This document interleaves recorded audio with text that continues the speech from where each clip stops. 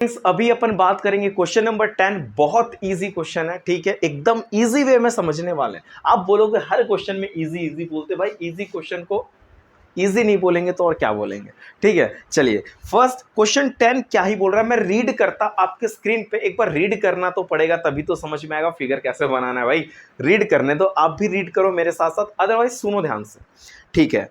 To poles of equal height, ठीक है, दो पोल्स हैं बराबर बराबर हाइट के, जितना हाइट इस वाले पोल का है उतना हाइट इस वाले पोल का है, ठीक है सर। चलिए अब क्या बोल रहा है कि are standing opposite each other. अच्छा, वो दोनों के आमने सामने है ना, एक पोल इधर खड़ा है तो एक पोल इधर है, ठीक है। नेक्स्ट आगे क्या बोल रहा है,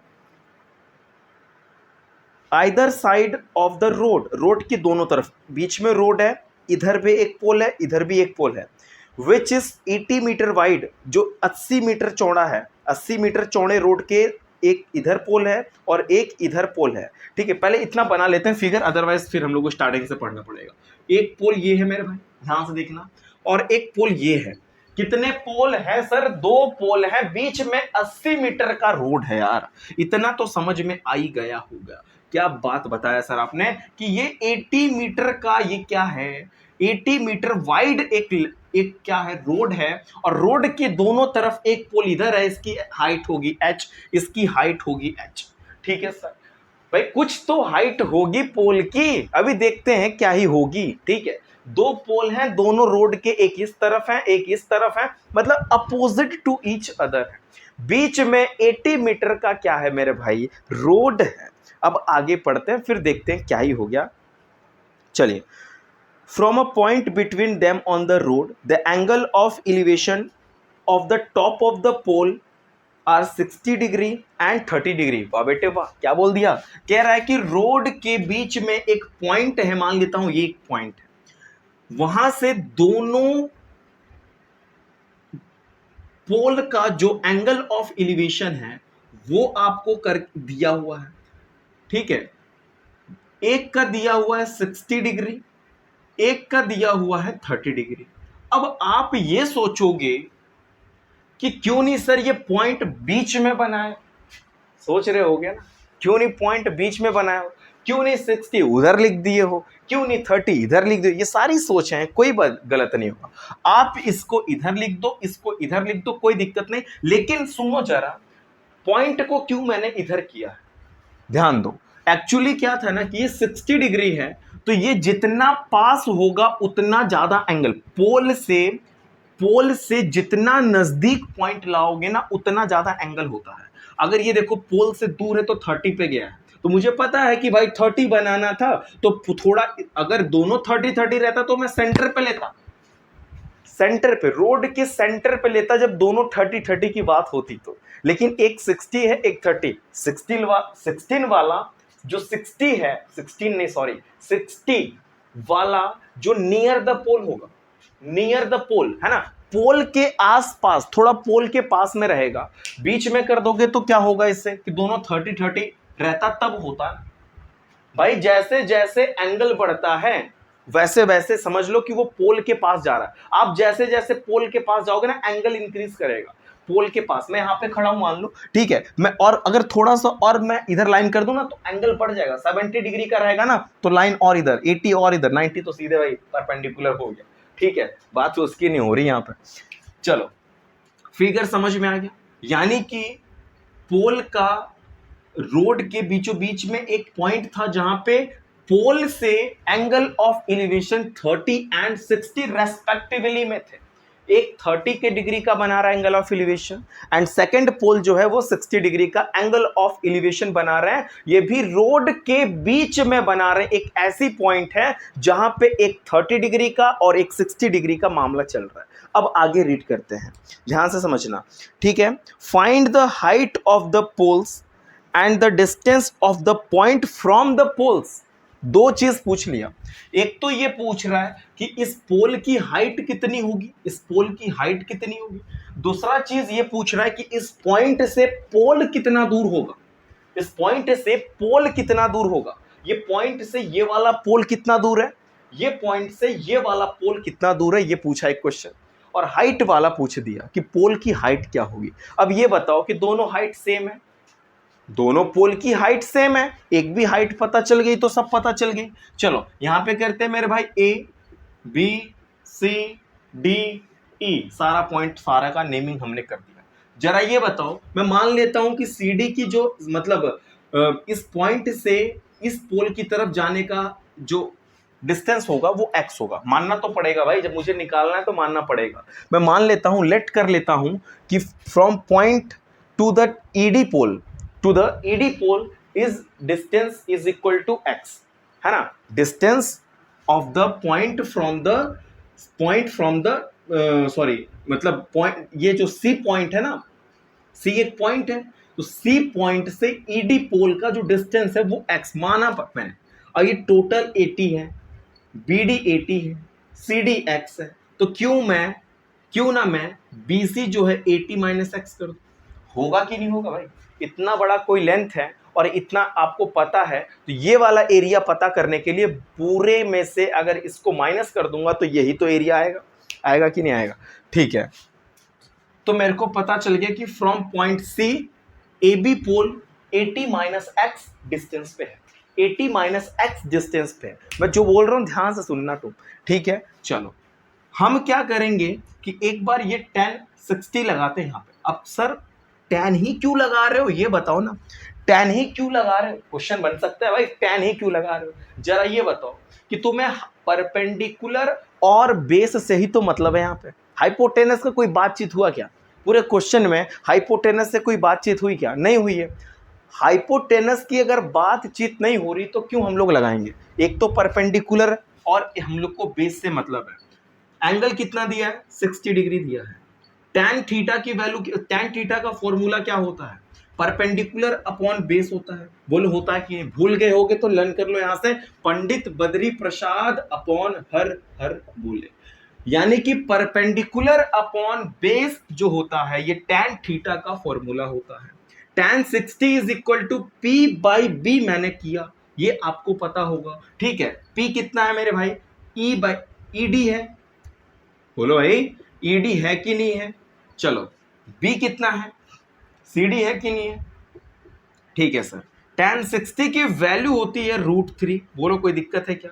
tan 60 की वैल्यू होती है √3, पता ही होगा आपको, ठीक है। नहीं पता तो बताना, ठीक है। चलो यहाँ पे हमने ED की वैल्यू कितनी है? ED पता ही नहीं, H पता है तो H लिखो। CD कितना है भाई? X है। CD कितना है? X है। ED कितना है? H है। ED फॉर परपेंडिकुलर मेरे भाई H है। बेस कितना है? X है। H बाई X किया कि नहीं किया मैंने? tan 60 is equal to H by X। tan 60 का मतलब √3 is equal to H by X, that means H is equal to √3 into X। होगा कि नहीं होगा? बोलो होगा कि नहीं होगा? ये हो गया इक्वेशन फर्स्ट। क्या बोला मैंने? H is equal to √3 into X। Cross multiply नाम की एक चिड़िया है, वही यहाँ पे उड़ रही है, ठीक है। तो H, ये H लग रहा है क्या आपको? X है भाई, X है, इस ये H है, नहीं समझ में आ रहा है? ये देखो लिख दे रहा मैं यहाँ पे, ठीक है। X है ये, तो X यानी कि √3x हो सकता है कि नहीं हो सकता? ये देखो X, ठीक है, X है। H is equal to √3 into X हमने कर दिया, ये इक्वेशन फर्स्ट है। अब हम लोग इसको इरेज कर देते हैं, ठीक है, इसको इरेज कर देते हैं। ये तो आपको ऑलरेडी पता है, जब आप इतने से थे तभी आपको पता चल गया था ये बात, ठीक है। अभी हम लोग कौन सा ट्राइंगल लेंगे? फर्स्ट ऑफ ऑल मैंने एक बार यहाँ पे ट्राइंगल कौन सा लिया था? इन ट्राइंगल CDE मैंने लिया था। अब मैं क्या लूंगा? इन ट्राइंगल, आप ही बताओ क्या ही लिया जाए? ACB लेते हैं, ठीक है भाई। ABC कर लो, अच्छा लग रहा है। ABC हमने ले लिया। ABC में थीटा कितना है? 30 डिग्री। जस्ट इसके सामने परपेंडिकुलर होगा तो यहाँ पे 20 हो गया, ठीक है। इससे और इससे मतलब है तो tan चलेगा, tan चलेगा ना। अरे भाई परपेंडिकुलर और बेस से ही तो मतलब है, तो tan चलेगा। थीटा 30 डिग्री है तो tan 30 is equal to perpendicular upon base होगा। परपेंडिकुलर कितना है भाई? AB है। AB अपॉन बेस कितना है भाई? BC है। क्या बात है सर, क्या बात है ना। tan 30 की वैल्यू होती है 1/√3। कोई दिक्कत है क्या? यहाँ तक कोई दिक्कत है? tan 30 की वैल्यू कितना है? 1/√3 है। चलो ए बी की वैल्यू कितना है मेरे भाई, ए बी पता ही नहीं, वही तो पता करने का अपन को, ठीक है। यहाँ पे एच कर दो। बी सी कितना है भाई, 80 माइनस एक्स है। बोलो यहां तक समझ में आया कि नहीं आया? मैंने कुछ नहीं किया, tan 30 की वैल्यू होती है 1/√3 एज इट इज मैंने रखा, ठीक है। ए बी की वैल्यू कुछ नहीं, तो एच तो हमने सपोज किया था कि let height of the pole be H, ये आप लिख लेना भाई, ऊपर लिख लो फिगर के जस्ट नीचे, let height of the pole be H, ठीक है। चलो उसके बाद हम लोग को फ्रॉम इक्वेशन फर्स्ट यहां लिख देते हैं, फ्रॉम इक्वेशन यहां लिख दो ना, अच्छा नहीं लग रहा तो यहां लिख दो ब्रैकेट में कि from equation first, equation first के हिसाब से देखें तो h is equal to √3x है कि नहीं है। तो मैं क्या करता हूं, 1/√3 is equal to √3x upon 80 minus x कर दिया, कुछ किया नहीं मैंने। इक्वेशन फर्स्ट के हिसाब से हम लोगों को h की वैल्यू पता चल गया, इक्वेशन फर्स्ट के हिसाब से हम लोगों को h की वैल्यू पता चल गया। h इज इक्वल टू कितना दिया था, √3x दिया था, क्रॉस मल्टीप्लाई कर दो, that means 80 minus x is equal to √3 का मल्टीप्लाई, अगर √3 में होगा तो 3 हो जाएगा, और ये x दैट मीन्स 3x हो गया। समझ में आ रहा है कि नहीं आ रहा है? यहाँ तक समझ में आया? एकदम इजी वे में x, एक्चुअली मैं x बोल रहा हूँ वो लिख लेना भाई, तुम लोग को लग रहा होगा ये h लिख रहे हैं सर, x लिख रहा मैं, 80 minus X is equal to 3x हुआ है ये, ठीक है। अब सोचोगे सर 3 कहां से आ गया, ये √3 इस √3 के साथ मल्टीप्लाई हुआ है, √3 मिलके 3 होता है, ठीक है। 80 इज इक्वल टू मैंने क्या किया, 3x एज इट इज रहने दो, ये माइनस एक्स से ट्रांसफर करूंगा तो प्लस एक्स होगा कि नहीं होगा, यानी कि एक बात पता चल गया, 3x और x मिलके 4x होता है, और ये कितना है 80 है। x इज इक्वल टू कितना हो गया, 80/4 हो गया, तो 4 1 जा 4 2 जा 0 जा, यानी कि x इज इक्वल टू मेरे भाई 20 मीटर आ गया, यानी कि height of the pole is 20 metre पता चल गया। यहां पे लिख देता मैं, यहां पे लिख देता हूं मैं, height of pole is equal to 20 metre, एकदम इजी वे में पता चल गया। नो ये तो x की वैल्यू है यार, अच्छा ये देखो √3x, ओहो, ठीक है। यहाँ पे लिखो from equation first, from equation first, ये तो अभी हमने x से निकाला, बड़े खुशी, मैं खुश हो गया बहुत जल्दी आ गया, मुझे ऐसा लग रहा भाई, खुशी कभी कभी खुशी ना अच्छी नहीं होती, वही हाल हो गई यहाँ पे।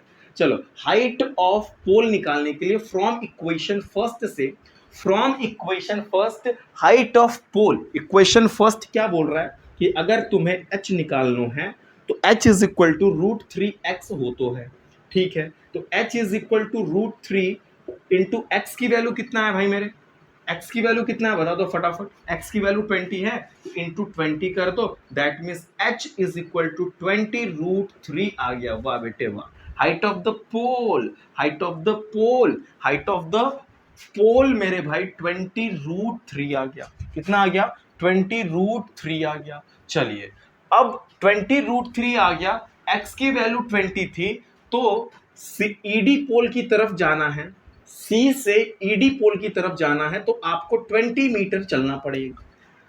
पॉइंट C से मुझे इस पोल की तरफ जाना, ये यहाँ पे एक पोल है, ईडी पोल है, यहां तक जाना मुझे 20 मीटर चलना पड़ेगा। समझ में आया, मैं 20 मीटर पहुंच गया।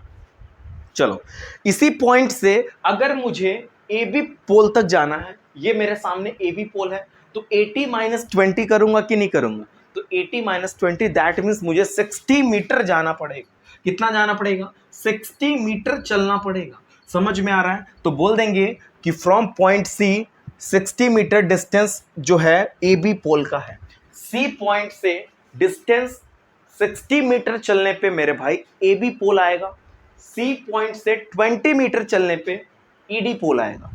पोल की डिस्टेंस पूछा था फ्रॉम द पॉइंट, पॉइंट से दोनों पोल का डिस्टेंस, एक पोल का डिस्टेंस 20 मीटर एंड अनदर पोल का डिस्टेंस 60 मीटर, तो बोल दो, लिख दो उसमें distance of the ED pole from point C is equal to 20 metre, distance of the pole A B from point C is equal to 60 metre. ये लिख लो वहां पे और लिख दो height of the pole is 20√3। Statement जरूर लिखना, जो मैंने बोला स्टेटमेंट इज नेसेसरी। समझ में आया कि नहीं आया? ये इजी क्वेश्चन था बहुत इजी क्वेश्चन था, ट्राई करके देखो, ठीक है, एक बार समझ लो, ठीक है। फिगर बहुत इजी वे में मैंने बताया, थोड़ा सा वीडियो बड़ा हुआ है बट एक बार अच्छे से समझ लेना रिवाइंड करके, ठीक है। अभी कोई भी डाउट है अगर क्वेश्चन में नहीं भी समझ में आया तो कमेंट बॉक्स में पूछना, 100% बताऊंगा, ठीक है। चलो अभी के लिए इतना ही, आप प्लेलिस्ट में जाइए, नेक्स्ट क्वेश्चन देखो।